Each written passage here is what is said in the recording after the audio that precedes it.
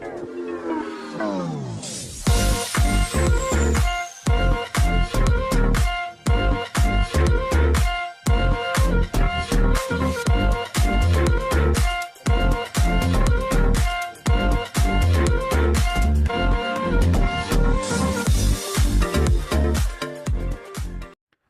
sejahtera Malaysia, selamat datang ke channel Fels Lifestyle. Setelah kita digemparkan bahwa terdapat rasuah yang bernilai Rm640.000 yang melibatkan dua tangkapan, yaitu Datuk Roy dan seorang pegawai SPRM. Dan tangkapan ini ataupun rasuah ini adalah untuk mengelak daripada anak Mahyadin ditangkap. Jadi saudara-saudara, itu satu kejutan besar di mana ada satu artikel menyatakan tidak sebersih yang disangka. Pegawai SPRM dan Datuk Roy dibayar Rm640.000 selamatkan anak Muhyiddin daripada direman. Nah, satu lagi pendedahan yang pasti membuat kejutan kepada Perikatan Nasional, yaitu Muhyiddin Yassin sendiri, disebabkan dalam artikel ini menyebut nama anak Muhyiddin. Nah, dalam hal itu, saudara-saudara, seorang pegawai SPRM dan ahli perniagaan dikenali sebagai Datuk Roy didakwa di mahkamah atas dua pertuduhan meminta dan menerima rasuah Rm640.000 sebagai dorongan supaya anak bekas PM Tan Sri Muhyiddin Yassin tidak direman. Nah, saudara-saudara, setelah kita digemparkan dengan keputusan SPRM itu, banyak lagi pendedahan-pendedahan SPRM selepas itu yang mengejutkan. Di mana satu lagi pendedahan yang besar, yaitu SPRM pula tiba-tiba menyiasat Petronas didakwa terlibat rasuah proyek bernilai Rm399 juta di Sarawak. Nah, ini satu lagi pendedahan yang mengejutkan Perdana Menteri bagi saya, disebabkan Datuk Seri Anwar Ibrahim adalah seorang pemimpin yang memang cukup benci dengan kegiatan rasuah yang semakin berleluasa di Malaysia pada ketika ini. Nah, saudara-saudara, pendedahan ini, SPRM berkata, Petronas memberi kerjasama penuh dalam siasatan melibatkan proyek bernilai Rm399 juta di Sarawak. Didakwa terlibat rasuah proyek bernilai Rm399 juta di Sarawak. SPRM siasat Petronas. SPRM memaklumkan pada hari Jumaat, yaitu pada 26 Mei, bahwa ia sedang menyiasat dakwaan rasuah yang melibatkan syarikat minyak negara, Petronas, dan syarikat antarabangsa dalam industri minyak dan gas. Menurut kenyataan dari SPRM, Petronas telah memberikan kerjasama sepenuhnya dalam siasatan yang melibatkan proyek bernilai Rm399 juta di negeri Sarawak. Dalam pada itu, pihak SPRM tidak menyatakan proyek atau syarikat antarabangsa mana yang sedang disiasat. Manakala pihak Petronas pula tidak memberikan sebarang komen.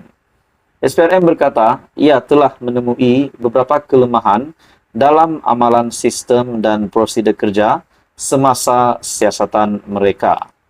Siasatan selanjutnya akan dilakukan di bawah Akta SPRM 2009 dan sehubungan dengan itu, Suruhanjaya telah mengusulkan penambahbaikan prosedur operasi standar SOP sebagai langkah pencegahan.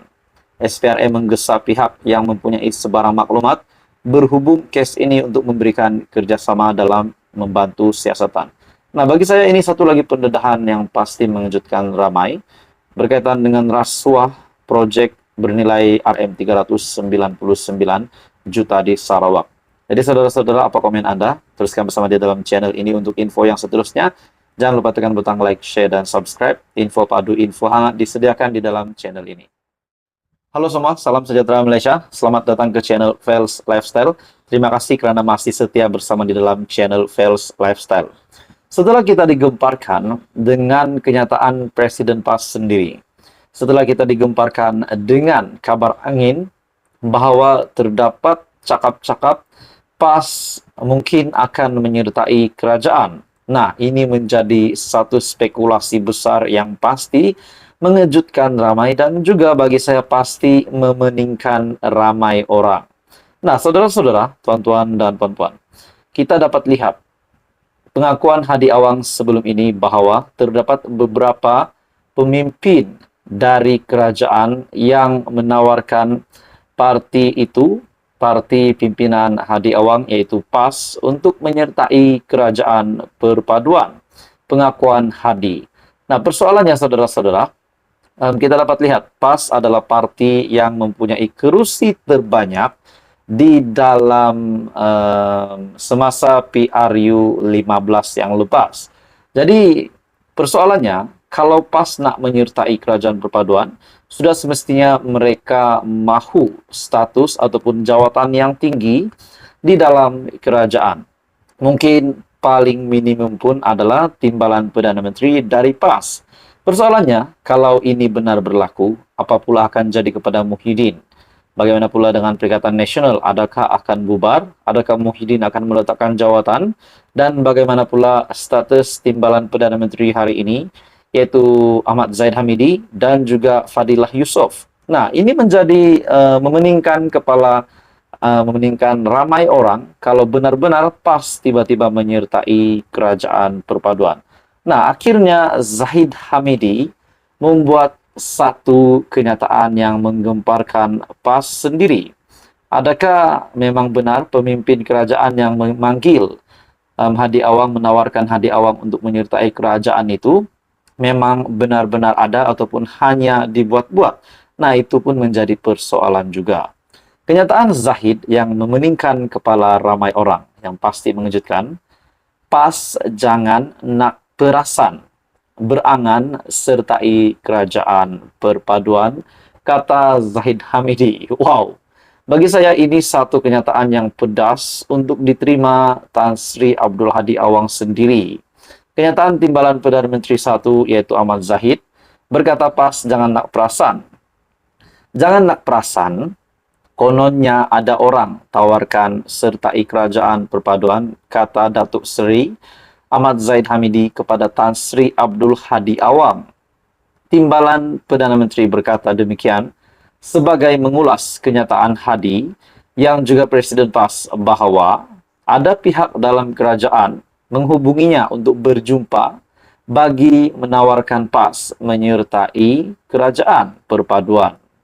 Ahmad Zahid yang juga Presiden UMNO berkata, seeloknya PAS terus bersatu dan sekutu lain dalam Perikatan Nasional.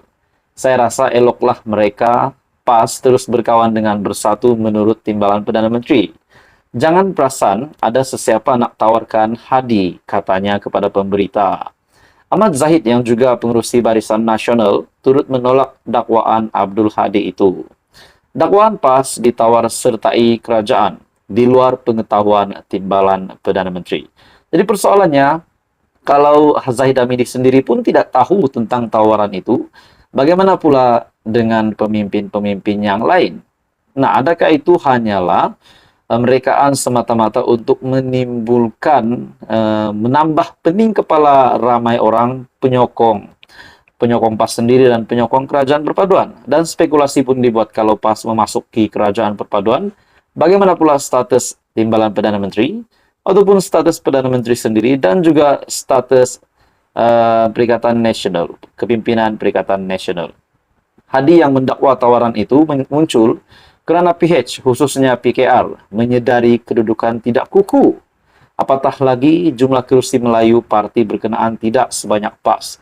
Jadi bagi saya, tuan-tuan dan puan-puan sekalian, kerajaan yang ada hari ini cukup kukuh dan cukup baik. Jadi itu menjadi persoalan ramailah kalau tiba-tiba benar PAS masuk kerajaan. Jadi saudara-saudara, apa komen Anda?